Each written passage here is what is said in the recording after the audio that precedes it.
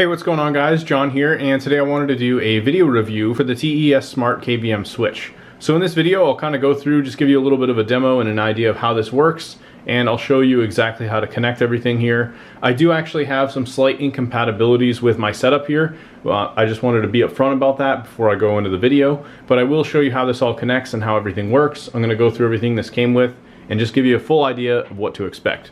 So inside the box you have two HDMI cables, and these are actually very specifically designed HDMI cables that will be utilized for plugging into each of the PCs that you're going to be connecting to. The basic idea of the KVM switch is that you can have a singular mouse and keyboard setup. So here on my desk I have one keyboard, one mouse, and I can actually connect two computers. So I've got my large gaming PC here, and then I also have this little mini PC I'm using over here just to test as kind of a simple setup. So what I've done is I've actually got one HDMI for PC1 and another HDMI for PC2. This one connects into the back of my main large computer here, and then I have the second HDMI connected into our mini PC.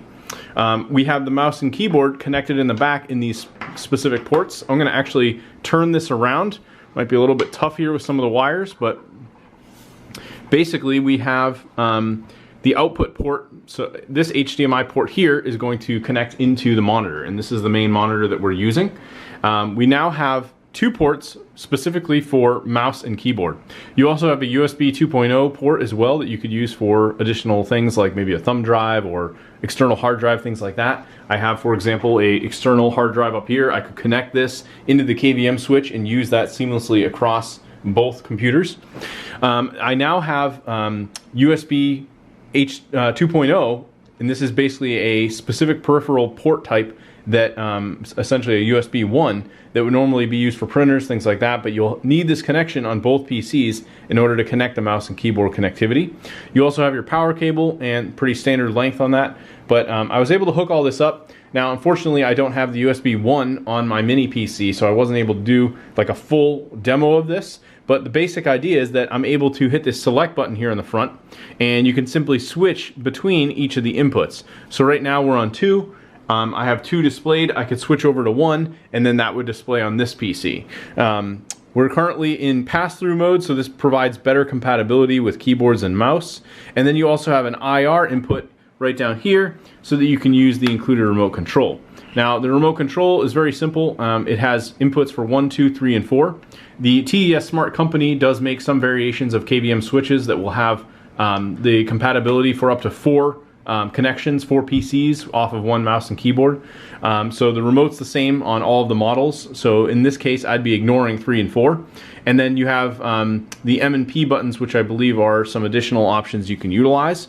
It kind of goes through in the manual and describes all of the different functions, how everything works, and then there's a wide variety of keyboard shortcuts as well that you can use to turn things on or off, make different connections, but they give examples here of the extra USB port. There's also a LNR out, so if you want to connect a speaker through that, you have this port up here. There's also your generic toggle switch, so this will power off the KVM. Now going into some of the keyboard shortcuts, you can actually do specific keyboard shortcuts to switch between inputs.